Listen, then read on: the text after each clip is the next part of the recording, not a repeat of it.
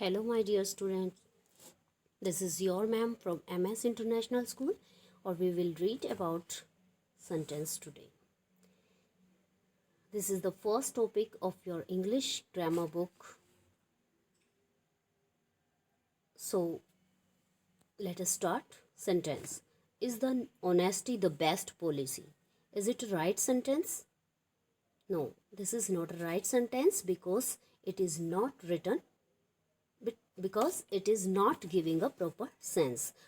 अगर हम इसको पढ़ें is the honesty the policy best, तो ये अलग अलग वर्ड्स तो मीनिंग दे रहे हैं, लेकिन अगर हम इनको मिलाकर इनका मीनिंग निकालते हैं तो ये सही मीनिंग नहीं देते. अब अगला सेंटेंस हम पढ़ेंगे. The honesty is the best policy. Honesty best policy है. ठीक है, ये प्रॉपर सेंस दे रहा है. What is sentence? फिर देखिए सेंटेंस क्या होता है. Answer. Sentence is a group of words which gives proper sense. ठीक है, सेंटेंस जो है वर्ड्स का ऐसा ग्रुप होता है जो प्रॉपर सेंस देता है. Sentence usually contains a subject and a predicate. जो सेंटेंस होते हैं वो एक सब्जेक्ट रखते हैं और एक प्रेडिकेट रखते हैं. In written English they begin with a capital letter and end with a full stop और एन इक्विवेलेंट एंड मार्क. जो रिटन इंग्लिश में हम सेंटेंस लिखते हैं उसका फर्स्ट जो लेटर होता है हमेशा ही कैपिटल हम किसी भी सेंटेंस को हम कैपिटल लेटर से स्टार्ट करते हैं और एंड फुल स्टॉप से, या वो जिस प्रकार का भी सेंटेंस है वैसा ही उसके पीछे साइन लगाते हैं. अगर सेंटेंस इंटेरोगेटिव है तो वो इंटेरोगेशन साइन लगाते हैं. अगर सेंटेंस एक्सक्लामेटरी है तो उसके पीछे एक्सक्लामेशन साइन लगाते हैं. If the sentence is assertive और imperative then we apply there full stop. For example, the Ganga is a holy river. It is an assertive sentence, that is why we applied here full stop. Rohit is going to school. This is also assertive sentence and full stop इसके last में लगाया गया है. And what can I do for you? It is an interrogative sentence. That's why we applied question mark in the end of the sentence. How sad he looks. This sentence expresses the sudden feeling, that is why we applied here exclamation sign. ठीक है, तो जैसा sentence होता है उसके पीछे वैसा ही sign लगाते हैं. और हमेशा ही आप देख रहे हैं सभी जो सेंटेंस हैं उनका फर्स्ट जो लेटर है वो कैपिटल है. अब नेक्स्ट आता है सब्जेक्ट एंड प्रेडिकेट. अब हमने पीछे पढ़ा कि जो सेंटेंस होता है उसके दो पार्ट्स होते हैं. Every sentence consist two parts. सभी जो सेंटेंस होते हैं वो दो पार्ट होते हैं उसके. एक सब्जेक्ट होता है और दूसरा प्रेडिकेट होता है. सब्जेक्ट क्या होता है? The subject is the person, thing और animal we talk about in a sentence. Sentence में हम जिसके बारे में बात करते हैं वो कोई पर्सन भी हो सकता है, कोई थिंग भी हो सकती है और कोई एनिमल भी हो सकता है. जिसके बारे में हम बात करते हैं वो जो है सब्जेक्ट होता है. It can be a word और अ ग्रुप ऑफ वर्ड्स और ए प्रोनाउन. ये जो है ग्रुप ऑफ वर्ड्स भी हो सकता है सब्जेक्ट हमारा, और एक वर्ड में भी हो सकता है, और ये प्रोनाउन भी हो सकता है. फॉर एग्जाम्पल देखिए, रोजी लाइक्स एप्पल. रोजी को एप्पल्स पसंद है. यहाँ पे जो रोजी है किसके बारे में बात कर रहे हैं हम? रोजी के बारे में. रोजी सब्जेक्ट है and the next part is predicate. The big man helped मी. यहाँ पे जो द बिग मैन है ये ग्रुप ऑफ वर्ड्स है. यहाँ पर देखिए सिर्फ रोजी जो है सिंगल वर्ड है, हाँ जी एक वर्ड है, तो ये सब्जेक्ट है. और सेकेंड सेंटेंस में द बिग मैन ये ग्रुप ऑफ वर्ड्स है, ये भी सब्जेक्ट है. And he bought a new pen. और in the third sentence pronoun is subject he. ठीक है,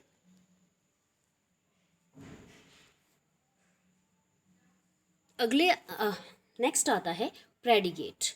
The predicate is the part of a sentence that says something about the subject. Predicate क्या होता है? जो हमें सब्जेक्ट के बारे में कुछ भी बताता है, जैसे रोजी लाइक्स एप्पल्स। अब रोजी के बारे में क्या चीज़ बता रखी है कि लाइक्स एप्पल्स, रोजी को एप्पल पसंद है, तो इसमें हम वर्ब और ऑब्जेक्ट रखते हैं प्रेडिकेट में। लाइक्स वर्ब है और एप्पल्स ऑब्जेक्ट है, तो ये सारा हमारा प्रेडिकेट हो जाता है। The big man helped me, the big man is subject and helped me predicate. He bought a new pen, उसने नया पेन खरीदा। He subject and bought a new pen is predicate. The predicate may consist of one word और a group. जैसे subject एक word का और group of words भी हो सकता है, वैसे ही प्रेडिकेट भी सिंगल वर्ड का भी हो सकता है और ग्रुप ऑफ वर्ड्स का तो भी होता है। ठीक है, जैसे फॉर एग्जांपल देखिए, फायर बर्न्स, यहाँ पे फायर जो है सब्जेक्ट है और बर्न्स प्रेडिकेट है। Life is short, life subject और इज शॉर्ट प्रेडिकेट। तो जो फर्स्ट सेंटेंस है उसमें सिंगल वर्ड प्रेडिकेट है और in the second sentence a group of word is predicate. Next हमारा आता है types of sentence. There are mainly 4 types sentence. तो फर्स्ट हमारा होता है असर्टिव और डेक्लेरेटिव सेंटेंस। ठीक है, असर्टिव यानी साधारण, डेक्लेरेटिव जिनमें कोई भी स्टेटमेंट दी गई होती है।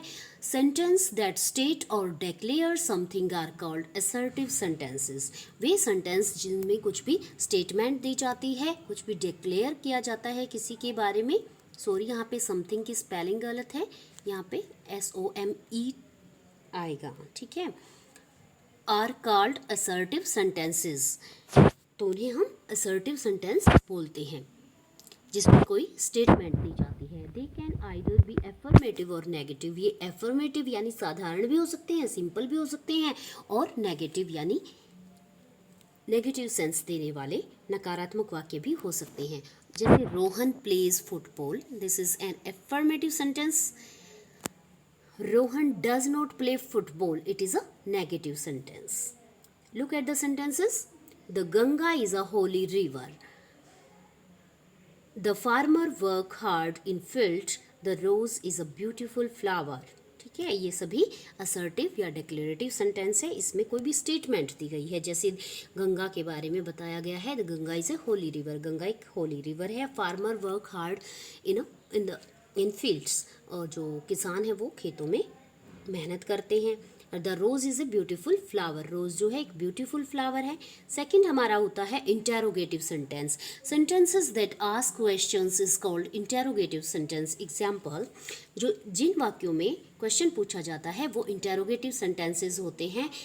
Are you angry with me, इसमें this is an interrogative sentence, that is why we applied question mark in the end of the sentence. Main जो पहचान होती है इस सेंटेंस की, इसके पीछे हमेशा क्वेश्चन मार्क लगाते हैं, और ये हमेशा ही हेल्पिंग वर्ब से या हमेशा ही ये हेल्पिंग वर्ब से या WH फैमिली से स्टार्ट होता है।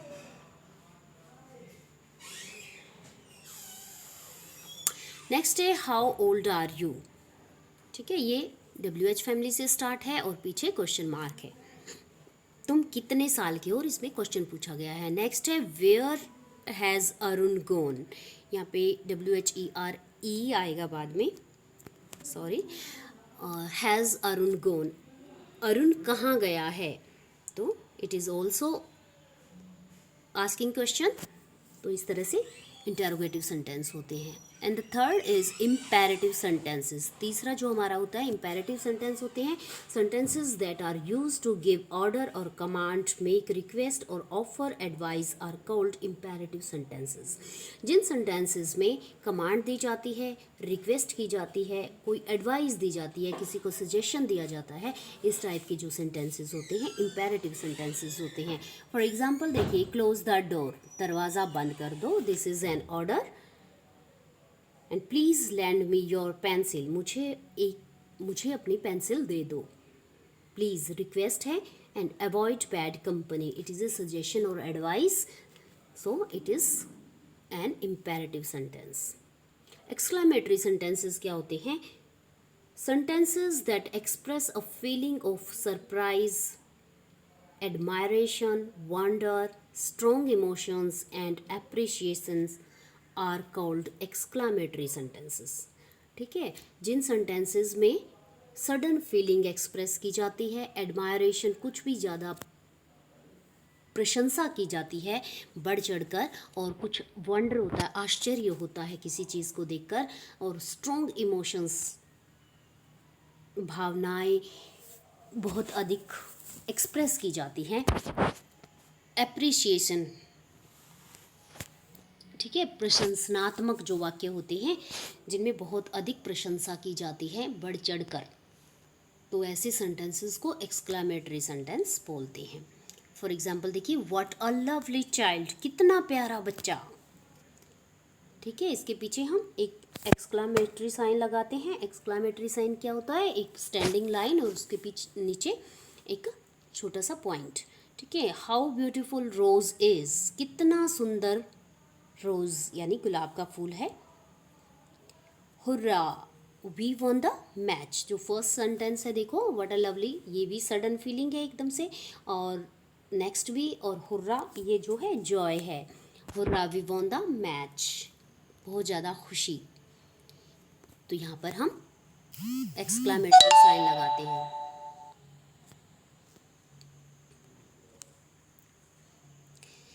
फिर यहाँ पर एक्सरसाइज है, the earth is round the sun. आपको टाइप बताना है, कौन सा टाइप है? The earth is round, this is assertive sentence. Second sentence है, stop writing, this is an imperative sentence. And the third sentence is, what should we know, this is an interrogative sentence. And the fourth is, what a beautiful flower, this is an exclamatory sentence. So your topic is finished here.